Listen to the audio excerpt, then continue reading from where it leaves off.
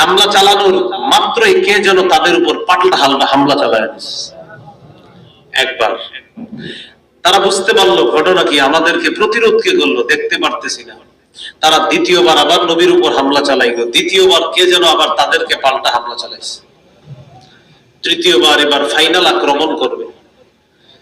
যখন কঠিন ভাবে আক্রমণ করবে, তৃতীয়বার তাদেরকে কারা জানি কঠিন আক্রমণ করে তাদেরকে শেষ করে দিল। সালেহ আলাইহিস সালাতু ওয়াস সালাম সকাল হয়, যখন সকাল হওয়ার পর ওই ডাকাত যারা আছে আপনার, তাদের মা বাবা সন্তানদেরকে খুঁজে পায় না। ঘটনা কি, ওরা কোথায়? চোর যদি চুরি করার পর রাতে বাসায় না ফিরে, মা বাবা পরের দিন টেনশনে পড়ে যে সাধারণত কোন এলাকায় চুরি করতে পারে, ওই এলাকায় গিয়ে খোঁজ খবর নেয়। ডাকাত দলের মা বাবা তারা খোঁজ খবর নিল, বিভিন্ন মানুষের কাছে জিজ্ঞাসা করলো, সন্তানগুলারে দেখছো? তো বললো হ্যাঁ, গতকালকে দেখছিলাম, তো এই দিক দিয়ে যায়। কোথায় যায়? খুঁজতে খুঁজতে গিয়ে দেখে যে এই দিক দিয়ে সালেহ আলাইহিস সালাতু ওয়াস সালামের বাড়ি। তারা কোনো কারণ ছাড়াই সালেহ নবীকে ভিকটিম বানালো, অপরাধ বানিয়ে বলল, সালেহ আমাদের সন্তানদেরকে মনে হয় তুমি হত্যা করছো। সালেহ নবী বললেন, আমি তো কিছুই জানি না। আসলে তিনি কিছুই জানেন না। ইতিমধ্যে আল্লাহ জানায়া দিলেন, নবী আপনার উপর তারা রাতে হামলা চালাইতে চেয়েছিল, আমি আল্লাহ ফেরেশতাদের মাধ্যমে ওদেরকে পাল্টা হামলা চালাইছি। সালেহ নবী বললেন, এখনো সুযোগ আছে, ঈমান আনো। তারা বলল না। তখন আল্লাহ জানায়া দিলেন, তামাত্তাউ ফি দারিকুম সালাসাতা আইয়াম যালিকা ওয়া'দুন গায়রু মাকযুব। তোমাদের উপর আযাব আসবে, আযাবের অপেক্ষা করো। সালেহ নবীর জাতি সালেহ নবীকে বললেন, ফাআতিনা বিমা তাইদুনা ইন কুনতা মিনাল মুরসালিন। তুমি যদি সত্য নবী হও তাহলে আযাব এনে দেখা দাও। সত্য নবী হলে আযাব এনে দেখা দাও। এই কথা বলার পর আল্লাহ বললেন, এদেরকে বলে দেন আযাব আসার লক্ষণ আছে কি? 3 দিন ভালোভাবে খাওয়া দাওয়া করতে বলেন, 3 দিন পরে গজব চলে আসবে। তা আল্লাহ বললেন, তামাত্তাউ ফি দারিকুম সালাসাতা আইয়াম। তাদেরকে বলেন 3 দিন ভালোভাবে উপভোগ করে নাও, যা খাওয়ার আরাম আয়েশ করে নাও। যালিকা ওয়া'দুন গায়রু মাকযুব। এটা মিথ্যা হবার না, এটা ঘটবেই, এটা হবেই, তোমরা ধ্বংস হবা।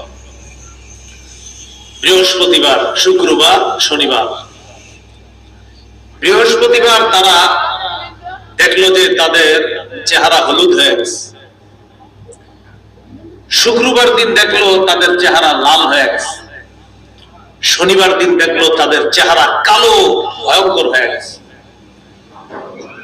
এই কালো অন্ধকার যখন হলো, তখন তারা দেখলো কেমন যেন একটা বাতাসের মতো আসছে।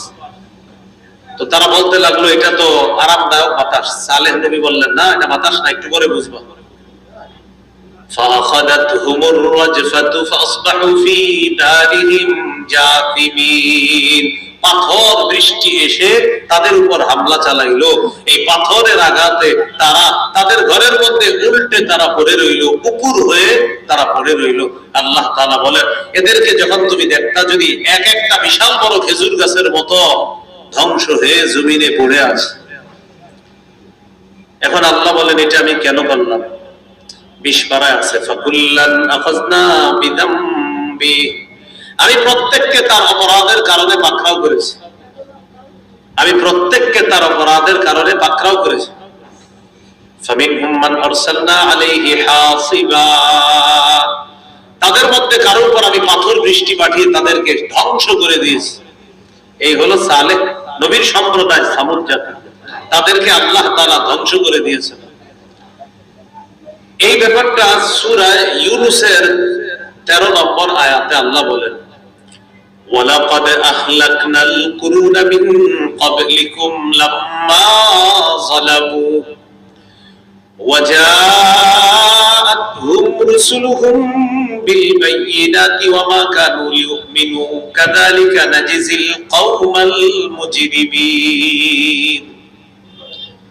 আপনার পূর্বে আমি বহু জাতিকে ধ্বংস করে দিয়েছি যখন তারা জুলুম করেছে। ওয়ামা কানু লিউমিনু, তারা ঈমান আনার ছিল না। আল্লাহ তাআলা বলেন কাদা